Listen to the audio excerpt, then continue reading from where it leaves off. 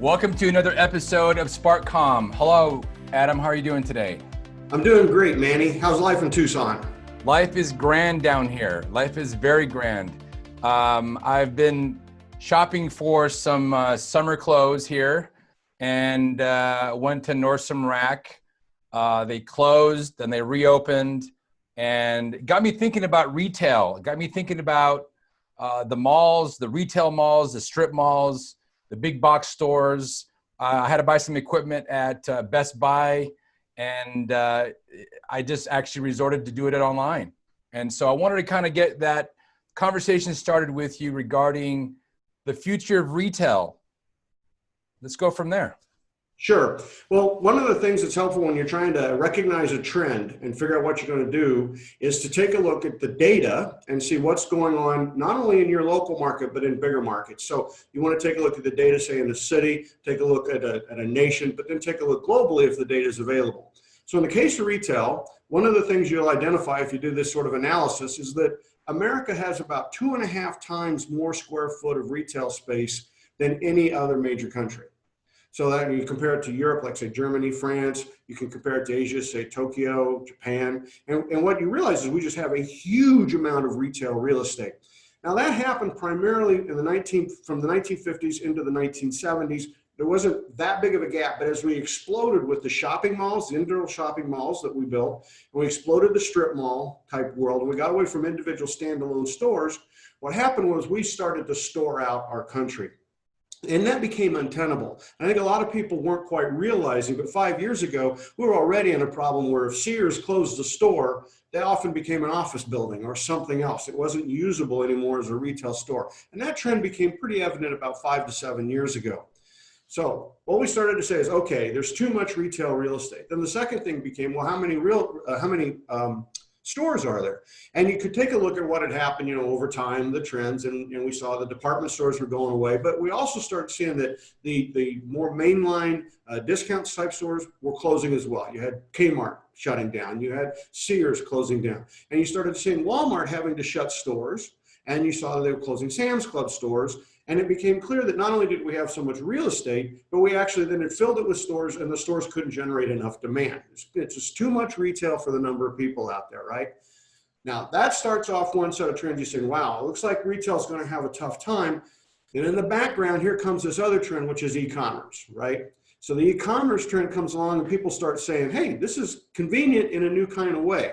I thought it was convenient to jump in the car, run down to the Walmart or run down to the Target and pick something up, or maybe Home Depot, Lowe's, you would go down that list.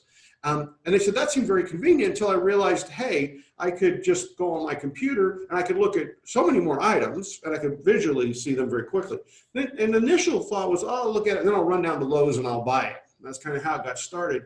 But then people started saying, wait a minute, why am I bothering?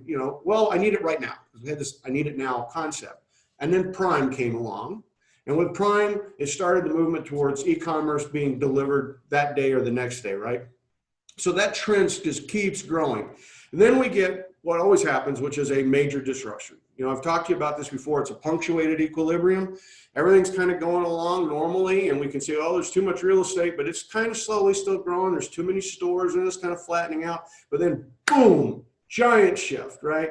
And then we get this huge change in the environment because something big happens. It's almost like a giant cold snap coming over your city. All the lakes, ponds, and everything freeze all at once, right? Because you hit 32 degrees and you have this punctuated equilibrium and it changes everything. Yeah, you know what, Adam? You and I talked about that when we first met during our first meeting, but I'm not sure our viewers really know the concept of punctuated equilibrium. So it comes from science, and it's very valuable. If you think about what I just mentioned, for example, with punctuated equilibrium with water, what happens is H2O is a chemical compound, but at below 32 degrees, it's a solid. Between 32 and 210 degrees, it's a liquid. Above 212 degrees, you get a gas, right? Now the math and everything's different. If you're dealing with humidity in the air, it's very different than water that you could drink, which is very different from frozen ice that in Alaska, they literally drive trucks on, right? So those are what we call punctuated equilibriums. Very quick, sudden, abrupt, significant change. Right? So it's easy to visualize it in terms of water.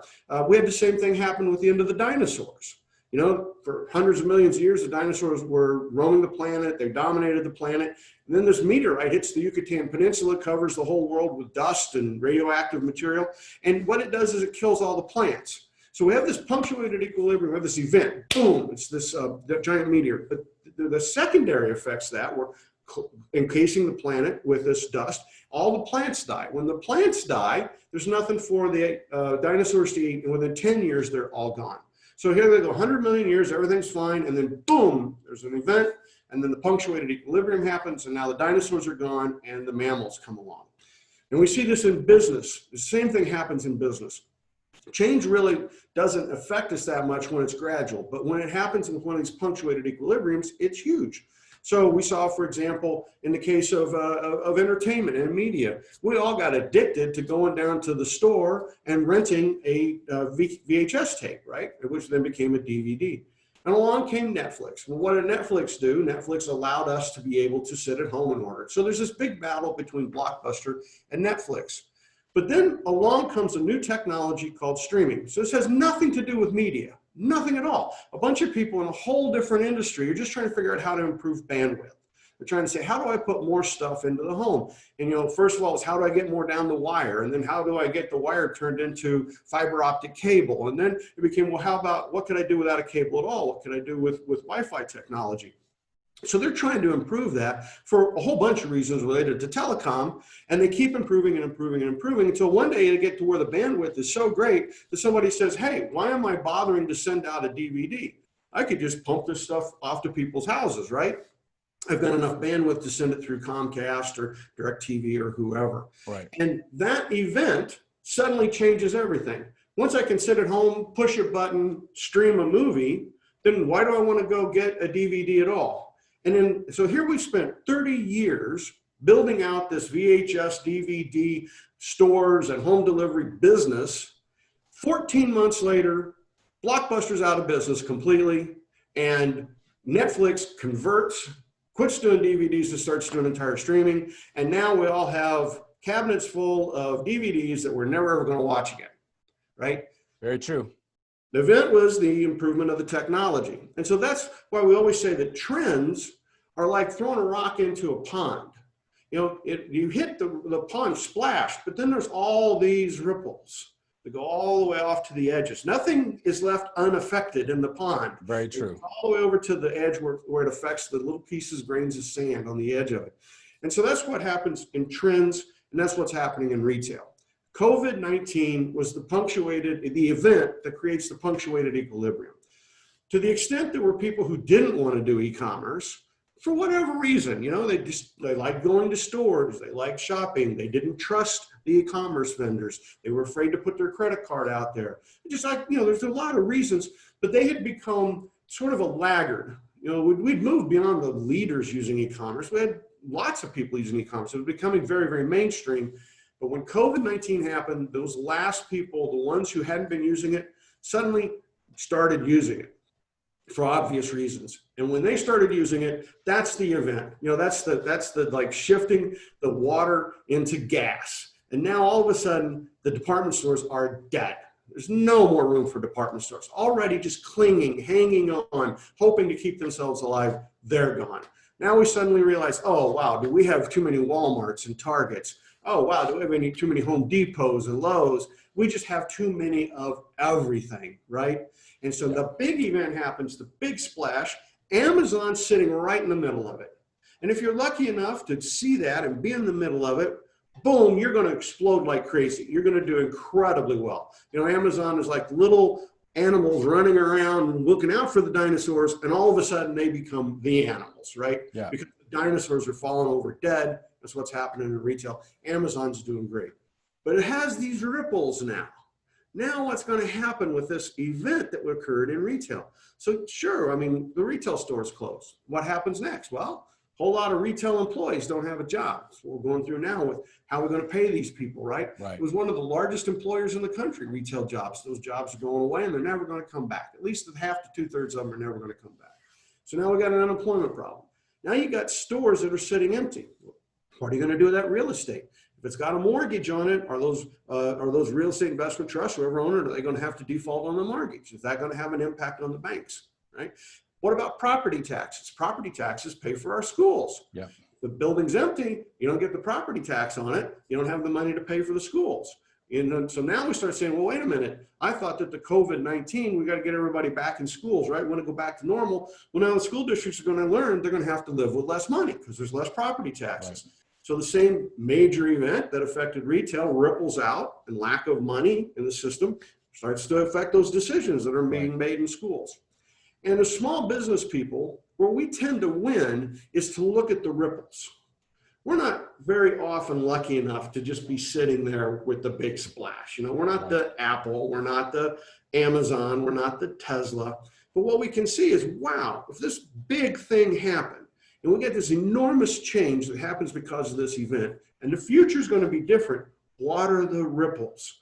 Where are they going? And what can we do to take advantage of that as those ripples move out across the pond? Yep, I agree. There's one thing I'm reminded of here during our conversation is that these entrepreneurs and small businesses and retail stores and everybody else that has an e-commerce or a website or some other way of providing a transaction to the customer, their game, whatever it is, needs to be as good as it can be. Yes. And it can no longer be on the sidelines, or it has to compete with the Amazons of the world. Now, I would say that the technology exists now to do so, maybe not the supply chain side, right? You can't have it the next day. That's still the big albatross for these e-commerce stores.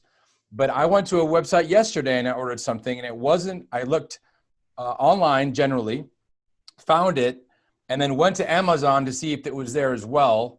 It wasn't there. I grumbled slightly because I knew that I'd have to deal with the other website, and it was true. It was clunky. It was hard to navigate, but ultimately I got the order through. But I thought to myself, these guys and all the other folks that are providing things online need to step up their game if they're going to be relevant and compete, maybe not directly with Amazon, but you know what? COVID-19 sort of leveled the playing field for a lot of folks. Right. Now you get mom and pops that can compete against Nordstrom's and all these big box stores, right? Right. So let me take an example. I was working with a woman entrepreneur, and she had developed a business around selling dresses, girls wear. Dresses predominantly, but girls wear for girls under the age of 18. Her target market was sort of 8 to 14 years old. She actually started making the dresses herself. She'd opened up a website. She was telling her life story on the website. She'd gotten a following. People were associating her with the brand, and it was all had been going really well for her. She started on Etsy, and she just grew and grew and grew on Etsy, and was still selling on Etsy, but she'd become $1 million business, and she was having her dresses now made offshore. And so she was getting really, really large, and she was talking to me about the next phase that she wanted to go into. This is a year ago. So what am I going to do next? And what she became convinced was that she wanted to make a deal with Dillard's. The department store chain Dillard's had said to her, look, we will take your dresses and put them in our store. And she thought, this is going to take me, as they like to say, to the next level. And I just warned her again and again and again. I said, that would be a terrible decision. Why? Because the department stores are failing. And you're not going to save department stores. Your dresses are not going to save those department stores. So they're going to buy your material. They're going to put it in the store. Now, you think they're going to put it in the store. Reality is they're shorthanded. They're going to ship it. It's going to go in the back room. And you're going to have to hire people to run around to these Dillards, go in the back room, find the stuff, talk to the store manager, get out there front, put the display together, and hang the dresses on it. If you think you're not going to merchandise your material, you're wrong. Dillard's doesn't have the money to do that. So you're going to merchandise your material. Now what happens is somebody's going to have to keep track and go in and see, well, is somebody pulling these dresses and putting them on the wrong rack? Every so often somebody's going to have to check that out, check your inventory. But let's say they just don't sell. So you think, great, because you sold 60% of them. There's 40% of them doesn't sell. What are you going to do?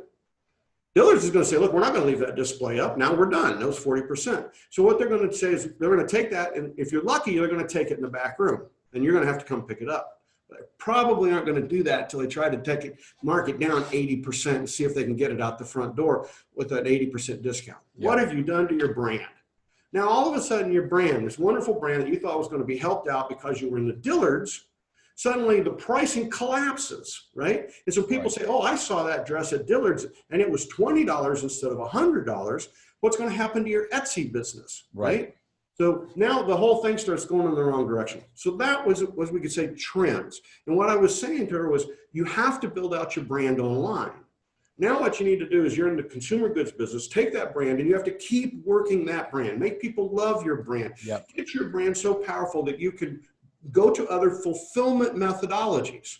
You know, Amazon is a fulfillment methodology, but if you don't have a strong brand, you won't sell anything on Amazon, right? People got to know who you are. So you got to think, you know, do I want to go into some of these other markets that are online markets? And I said, if you learn that, like learn your brand, learn what people connect to, and start learning that in pieces, then you'll be ready when the whole market shifts. So that's what we have to talk to people about now, is that if you hadn't done anything and the market shift, don't think you're just going to go, oh, let's go list it on Amazon and you're going to sell. Because no, if you're going to be in the e-commerce world, you have to realize e-commerce is just fulfillment. It's not merchandising. So you have to own your brand. You got to do the advertising. You know, you got to do the Facebook ads, Instagram ads, all that sort of thing. The banner ads that go on the website where your target customers live. You got to understand your brand. You got to understand how you're going to market that brand. You got to understand how to price it so that it fits. And the last piece of that is fulfillment. You know, you're going to fulfill there are fulfillment houses all over. You can do it out of your garage, but just go online. You'll find fulfillment houses where you can send the inventory, the order passes through, and they'll ship it out, you know, post office or FedEx to your customer. So you can't just say, I'm going to go, as you said, open a website and I'll get my business back. No, because you're not in the business. You know, you just, that's, as you said, clunky. It doesn't work very well. I don't, you know, I'm not getting a good array of the products. I don't understand why I ought to buy it. The brand message isn't clear. All these kinds of problems happen. You have to actually say, okay, this is the center point of this new business is e-commerce. We had a disruptive event. This disruption now has caused this explosion. The ripples are flowing out. And the net of it is, the people who win are going to be the ones who really do a good job in e-commerce, who really, really understand it. And you go back to how do I make that happen? How do I make that work as a consumer goods or as a fulfillment environment for people who make goods? If you're going to be the retailer, what can I do? And you can't do what Amazon does because they do it really well. You're not going to And we talked about that in the past on how you shouldn't use the big boys playbook because it's not your playbook. Right. And something else for our listeners to think about is with respect to going where the market's, or, you know, setting your sights to where the market's going, not where it is. If you open up your wallet and if you ask 100 people under 40 if they have a Dillard's card in their wallet, I would say maybe 2 of them do, and the other, you know, 98 don't. Right? So that mentality, and if you ask somebody who was over 40, maybe you get a higher number, but you're absolutely right. The big box stores, the Dillards and Nordstroms, they fundamentally are like dinosaurs. Yes. And they themselves have to think. Now, at the same time, I don't think they're going to go away or go without a fight. The U of A here is home to the Norton School of Retail. That is, one of their benefactors is a guy named Terry Lundgren, who's a big guy at Macy's, or a former CEO of Macy's. They're not going to slow down. They're going to have to adapt, just like the T-Rex adapted to the chicken. Right. Right. And so I'm also reminded that when I pulled my wallet out, is the luxury brands. This is a Tumi wallet, and it's a little bit worn down. I'm kind of in the market for a new wallet. I'm not going to go to the big box store, and I'm bombarded constantly online for all these cool wallets. I like thin wallets, right? And so innovation in the classical sense, not the way we talk about, but in the classical sense, has to permeate in the product as well. In other words, you can't sell a product that doesn't have a market. You've got to have something that is cool and that can sustain the test of time. Right. And so, you know, if I was talking to somebody about, for example, the wallets, I'd say you'd be better off with a lifestyle sort of a site And then they would try to figure out, the demographic that's Manny Turan and what things appeal to you. And there's a lot of people that are similar to you. And then we would say, okay, what are the products that would appeal to Manny? And you maybe have shirts, and you have wallets, and you have belts, and you might have shoes, and you might have sunglasses, but it would fit that customer profile. So that's one of the important things in retail that we've lost sight of, is that really you need to have your customer profile in front of you. The idea that you'll sell to everybody, that's the Walmart model, right? And the Home Depot model. And we know that's very, very low margin, very, very low margin. Yeah. And you don't want to get into that war. It's just not fun, right? And people that have tried to do that, they go out of business quickly. But if you look at where the brands that are now struggling, but at one point they were in the malls like Forever 21, I remember Aeropostale, when they were very, very popular, they knew who their customer was. They had a really good profile on that customer. And what they should have done is they should have said, these are our customers, watch those customers migrating to e-commerce and continue to move their business model towards where their customers went. What happened was they got locked into their store, they got locked into the product lines they were selling, the customer kept evolving, and they lost track of that persona, and then they were stuck with the wrong inventory in the wrong place at the wrong time, and boom, they're all bankrupt now. So that's why somebody says, if I wanted to be in retail, I'd say, okay, go back to what used to work. Know who your customer is, know that persona, and know how to have the products that they want. And then you have to start to think creatively about your model. I think Restoration Hardware is a good example. I don't know them deeply, but they have been surviving up to COVID, and I think they're doing okay still today, from what I can tell. But they were a typical retailer with a very identified persona and a very identified product line. And you'd go in, you'd find the things you liked in Restoration Hardware, and you'd buy them. About 3 years ago, as the retail market started to move, they changed that, and they killed the cash and carry business. In other words, you couldn't go in a Restoration Hardware, see an end desk or see a sofa, buy it, and then back up the truck and take it home. Instead, what they said was everything in the store is for sale. It comes in a lot of different colors, comes in a lot of different varieties. We have all these different things we can do. If you like something, tell us you like it. Let's personalize it for you, right? Let's look and make sure that the wood's the right color or the shades are the right color. We'll get the computer out. We'll get exactly what you want. And then you buy it, and we will deliver it to your home, and we will even set it up in your home. We'll come in, we'll put the furniture in your house, we'll move it around, we'll put the curtains on the wall, we'll do the things that you need. So what they did was they said, wow, as the market shifts, we got big furniture, we got all this, could we take advantage of the technology to keep our core customer happy? And it worked. It worked. The people who liked the restoration type products got to see them in the store. They got to do that specialization. And they were the kinds of people who really never did like cash and carry. They didn't have a trailer, or often a pickup, and so figuring out how to get it to their house would be a pain in the neck. Getting it in the house was a pain in the neck. So they solved the big problem for them. They said, yeah, if you buy it from us, we'll have it shipped to your house in 3 or 4 days, and then we'll have a guy set it up. Yeah. So that's what you have to take a look. Who's your customer? And what do they really want? Not how do I take my product and put it online? Yeah. That's not a business model, right? It's not understanding your value proposition, right? What does the customer really value in you? Right. And if you oversimplify retail and say, well, we just have products here, and all it's fulfillment, well, you're dead, because you're going to get killed by the fulfillment providers like Amazon or the big box guys, right? They're going to kill you. So you have to, I would say right now, the problem is that we don't have enough people out there trying to take their old business model and say, wait a minute, Manny's my perfect type customer. What does Manny need? How do I help Manny accomplish, his lifestyle with, his clothing and whatever things that you need to help make your lifestyle rich? Yep, exactly. I'm curious about the future of the concierge world. You kind of touched on it with Restoration Hardware. And in a place where we engage with a computer or with our phone to do shopping, there's still an element of the human element that is part of that. There's still an element of style, of we call it elegance, call it whatever, creativity.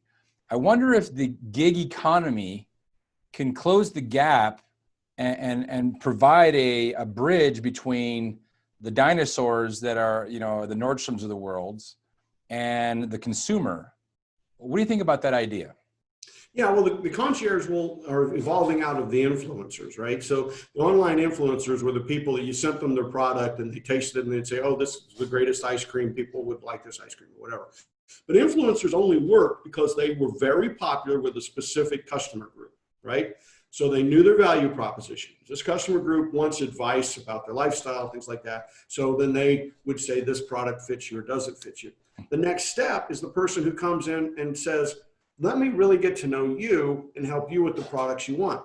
So the reality is that that's what selling always was, right? Selling was knowing your customer and helping your customer achieve their goals, helping them meet their unmet needs. That's what selling is. And we kind of turn that around to, well, a good salesman's a guy who can sell, coal in Newcastle. That's not true, right? That's not what it really is about. So that's where your concierge idea fits, is saying, all right, the world of online is infinite. And it's so massive that you and we only have a limited amount of time that we're going to go look for a new wallet, right? Yeah. And so first it was kind of handy to run down to the department store, look at some wallets. Now that's kind of gone. So we want to go online, look for wallets. Oh my gosh, in 5 minutes, I'm inundated with computer generated ads. I've looked at 150 different kinds of wallets, and I'm not even exactly sure which ones I like because not all of them tell me how thick they are. So that's where your concierge comes in. Right. You find somebody who says, well, no, somebody should find you. They say, Manny, I want to help you solve your problems.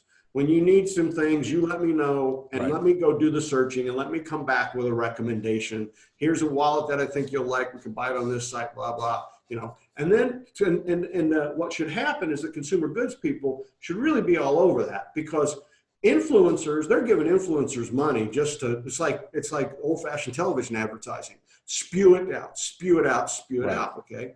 That's not getting you the sale. The concierge could get you the sale. So if I was in consumer goods, I'd be all over trying to help these concierge people be out there, connect with customers, learn their customers, and help them solve the problem. If we remember that in the average, this is the gross average of retail, the cost of goods is 20% of the retail price, right? When you get to strictly fulfillment, which is like a store like Walmart, well, that cost of goods goes way up. It gets up closer to 50 to 60%, right? Or higher, yeah. The net of it is that there's a lot of margin between retail and cost of goods sold. And so if you're in there as you're a retailer or you're a manufacturer, the issue is you can go online, and if you don't do any merchandise or anything, the price is going to go down towards the cost of goods sold because it'll just drift down. So what you have to do is fill that gap. You have to help people get what you want. Right. And so that's where concierge could come in. And you say, okay, I'll get a concierge discount of 30%. So if the price of the wallet is $100, you sell it for 70 to me, and I sell it to Manny for 100. Or actually, Manny makes the deal, but you kick me back $30. I get a concierge cut. Now there's nothing illegal or unsavvy about that. We've done that for years. Realtors. We know realtors are going to get a commission. We know that. Remember, travel agents, they got a commission, right? Yeah, I'm reminded of the idea here of the legions of retail workers that are going to be unemployed. Yes. And I'm thinking that on one side. On the other side, I'm thinking about a gentleman that I bought a tie from last year. I literally took a dress in and I said, I need a tie to match this dress. He works at Men's Warehouse. He went to the back. He goes, I got 3 of them for you. He knew off the top of his head. He pulled them out. Boom. Now I remember that guy. Now, if he's unemployed in 6 months or a year, whenever it is, that is the perfect job for this concierge idea or thought of these retail workers that may never have a job again. Right. Right. And the nice thing is with technologies like Zoom, we don't have a situation where it's all by email. Literally what we can do is we can start saying, like a Men's Warehouse, instead of, here's our clothes, here's our stores, they could say, here are our customer agents. There's a bio about the customer agents. It tells you a little bit about what they like, tells you the kinds of customers, the styles that they follow, the trends that they follow. And they can say, why don't you talk to one of our agents and they will help see if we can identify the clothes you want. And you don't pay the agent anything, right? I mean, that's the beauty of it. The necktie or whatever you would buy, the suit or shirt, that is already priced. And the idea is that this agent in the middle is going to get something for helping match that up, right? And that would be so conceptually easy for these guys to do. But the hard part is breaking out our own model and saying, well, I'm going to go do that, right? But what we'll see is that'll start to work. And as it works, it'll evolve and it'll get better and better and better. And people will start realizing, hey, we still need selling in this world. We still need that functionality of somebody to mate up our unmet needs with solutions. Yep. And when we can put those agents in place, then you're going to see, that, as you said, it's a good role for a person in sales who really thinks about sales, not just, hey, here's the shirt. Yeah, exactly. And you know what? For me, I'm excited about the future. I'm excited about these new innovations and these new business models. And, you look out in the world and there's a lot of people that are scared and have fear about the future. People that own real estate, that own all these strip malls, people that work in retail. And so for me, I think these are just bumps in the road. The world will continue. The market will continue to grow. People are still going to buy and be consumers, and it's not going to slow down. Right. So with those thoughts, any last parting thoughts before we log off for today, Adam? I just think people should realize that there's tremendous opportunity every time there's a big disruption. We tend to get caught up in all the things that go away. Oh, the death of the department stores and all the problems the schools are having now with COVID-19.